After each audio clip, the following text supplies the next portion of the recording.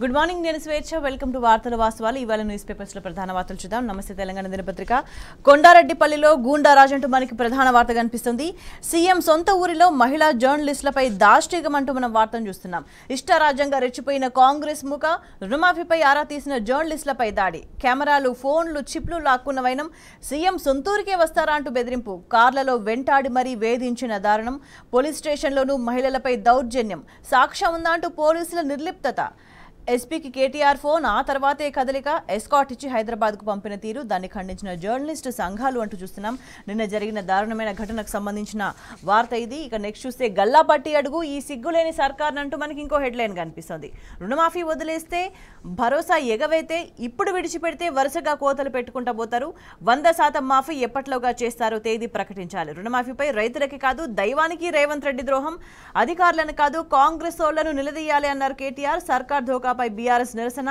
రాష్ట్ర వ్యాప్తంగా ధర్నాలు అంటూ కూడా మనం వార్తను గమనించవచ్చు ఇక నెక్స్ట్ చూస్తే రుణమాఫీ మోసం బీఆర్ఎస్ రణం అంటూ నిన్న జరిగిన రైతు ధర్నాకు సంబంధించి అనేక ప్రాంతాల్లో రాష్ట్ర వ్యాప్తంగా జరిగిన ధర్నాకు సంబంధించి ఫోటోగ్రాఫ్స్ తో కూడిన వార్తను మనం ఇక్కడ చూడొచ్చు ఇక నెక్స్ట్ చూస్తే ఖర్గేను కాదనలేక అదానీని అనలేక అంటూ ఇంకొక హెడ్లైన్ చూస్తున్నాం ఈడీ ఆఫీస్ ముందు ధర్నాలో ముఖ్యమంత్రి తర్జన భర్జన అదానీని విమర్శించేందుకు నోరురాని రేవంత్ రెడ్డి సెబీ చైర్పర్సన్ రాజీనామా బర్తరఫ్ పైనే ఫోకస్ సంబంధం లేకున్నా రాజీవ్ విగ్రహ ప్రస్తావన కేసీఆర్ కేటీఆర్ పై ఘాటు వ్యాఖ్యలకి పరిమితం విస్మయం వ్యక్తం చేస్తున్న రాజకీయ విశ్లేషకులు అంటూ కూడా మనం వార్తను చూస్తున్నాం ఇక నెక్స్ట్ చూస్తే కాంగ్రెస్ సర్కార్పై రైతుల ధర్మాగ్రహం అంటూ ఇంకొక వార్తను గమనించవచ్చు అనేక ప్రాంతాల్లో రైతుల నిరసనకు సంబంధించిన రైతుల ధర్నాకు సంబంధించిన ఫోటోగ్రాఫ్స్ తో కూడిన వార్తను మనం ఇక్కడ చూడొచ్చు ఇక నెక్స్ట్ చూస్తే రేవంత్ నీ పాపానికి ప్రాయశ్చితం చేసుకోమంటూ చూస్తున్నాం ఇంకొక హెడ్లైన్ యాదగిరిగుట్టలో హరీష్ రావు ప్రజాప్రతినిధులతో నాయకులతో కలిపి వెళ్లి పాప ప్రాయశ్చితం రేవంత్ రెడ్డి చేసిన పాపాలు రాష్ట్ర ప్రజలకు వంటొద్దు అంటూ అక్కడ పూజలు నిర్వహించడం దానికి సంబంధించిన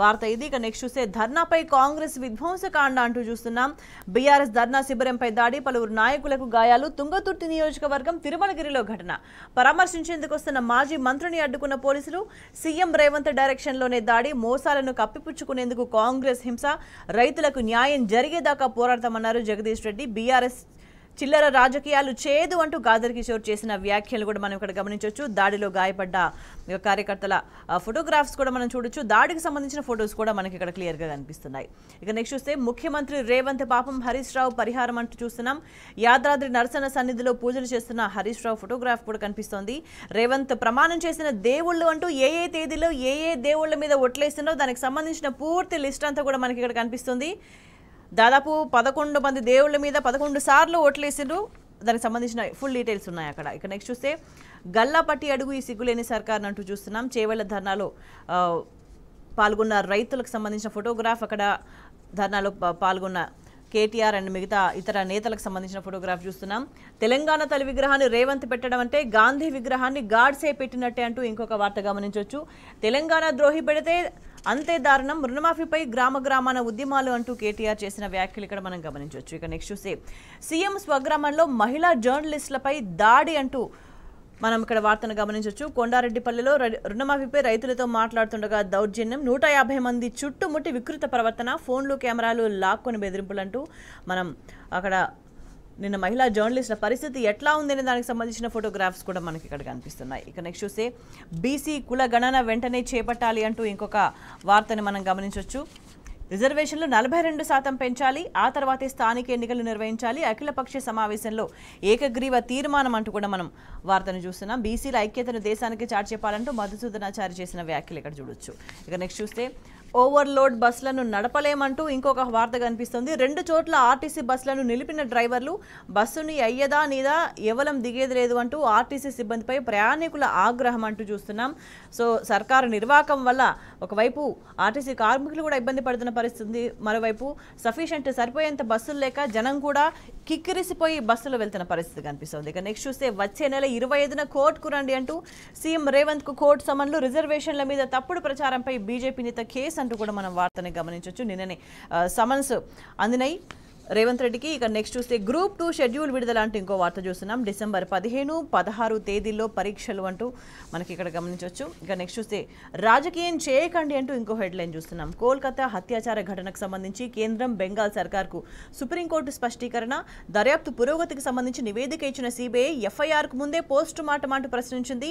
క్రైమ్ సీన్ భద్రపరచడంలో నిర్లక్ష్యం, ఎఫ్ఐఆర్ నమోదుకు 14 గంటల అంటూ ప్రశ్నించింది. బెంగాల్ ప్రభుత్వానికి సుప్రీం వేసిన ప్రశ్నలు ఇవి. నా 30 ఏళ్ల వృత్తి జీవితంలో ఇలాంటి ప్రక్రియ చూడలేదంటూ జస్టిస్ పార్థివాలా చేసిన కమెంట్స్ ని చూడొచ్చు. ఇక నెక్స్ట్ తెలంగాణ టుడే చూద్దాం. తెలంగాణ టుడే చూస్తే BRS fights for cheated farmers అంటూ కాంగ్రెస్ ప్రభుత్వం మోసం చేసింది రైతులను రుణమాఫీ పేరుతో. దానికి సంబంధించి నిరసనగా రైతులంతా కూడా రుణమాఫీ అమలు చేయాలంటూ ధర్నా చేసిండ్రు. దానికి సంబంధించి బీఆర్ఎస్ రైతుల కోసం పోరాటం చేస్తుంది అంటూ వార్తను ప్రధానంగా ప్రచురించింది తెలంగాణ టుడే. ఇక మిగతా దినపత్రికల్లో మనం రెగ్యులర్గా చూస్తున్నాం అబద్ధపు ప్రచారాలు అనేవి కంటిన్యూగా కొనసాగుతున్న పరిస్థితి మనకి కనిపిస్తుంది. ప్రతి అంశంలోనూ అబద్ధం చెప్తున్నారు. ఇక తాజాగా కూడా కాళేశ్వరానికి సంబంధించి ఒక కమిటీ వేసిండు. కమిటీ ముందు నిజాలు ఏదో చెప్తున్నారు అంటూ వస్తుంది. అయితే మనం రెగ్యులర్గా చూస్తున్నాం. గతంలో కూడా ఇదే దినపత్రిక ఆంధ్రజ్యోతి అనేక అసత్యాలు ప్రచారం చేస్తూ వచ్చింది. అయితే సంతకాల కోసం కేసీఆర్, హరీష్ ఒత్తిడి చేశారు. ఫోన్ చేసి సమస్య ఏంటని తొందర పెట్టారు అంటూ దాన్ని హైలైట్ చేసింది. నిజంగా అంటే ప్రజలకు వస్తున్న ఒక ప్రశ్న ఏంటంటే నిజంగా సమస్య ఏంటి అని అడిగినంత మాత్రాన ప్రాజెక్టులో నిజంగా సమస్యలు వస్తాయా, నిజంగా సమస్యలు ఉంటే లోపాలు ఉంటే మరి ఇన్ని సంవత్సరాలు ప్రాజెక్టు ఎట్లా పనిచేసింది, ఇప్పటికీ కూడా నీళ్లు ఎట్లా అందుతున్నాయి. అధికారంలోకి వచ్చిన కొత్తలో కాంగ్రెస్ ప్రభుత్వం ఉద్దేశపూర్వకంగా రైతులకు నీళ్లు ఇవ్వకుండా పంటలు నష్టపోయేలాగా చేసింది కదా. మరి ఇప్పుడు రైతుల ఒత్తిడి మేరకు ఎక్కడో చోట కొన్ని చోట్ల నీళ్లను విడుదల చేస్తున్నారు. నీళ్లు అంతకుముందు ఎట్లా ఉన్నాయో అట్లా వస్తున్నాయి. మరి ఎందుకు ఈ తప్పుడు ప్రచారాలు చేస్తుంది అన్న ఒక ప్రశ్న అయితే వస్తుంది. ఇక మరోవైపు చూసుకుంటే రేవంత్ రెడ్డి చేసిన వ్యాఖ్యలు కూడా మనం కీలకంగా గమనించవచ్చు. రేవంత్ రెడ్డి ఏమన్నారంటే 6 నెలల కింద మీరు బొందబెట్టిన వాళ్ళు మీరు మళ్ళీ వాళ్ళ దగ్గరికి ఎట్లా పోతారని చెప్పేసి. ఎందుకంటే 6 నెలల కింద ప్రభుత్వం మారింది, కాంగ్రెస్ అధికారంలోకి వచ్చింది. ఆ సందర్భంలో అలవిగాని హామీలు ఇచ్చి ప్రజలను మోసం చేస్తూ వచ్చింది. కానీ ఏ హామీలను కూడా అమలు పరచలేదు. ఇచ్చిన హామీ మేరకు ఎక్కడ కూడా నడుచుకోని పరిస్థితి కనిపిస్తుంది. ఏ వర్గం చూసినా ఇబ్బంది పడుతున్న పరిస్థితే కనిపిస్తుంది. ఇక అనేక అంశాలు కూడా ఉన్నాయి, మనం మాట్లాడదాం.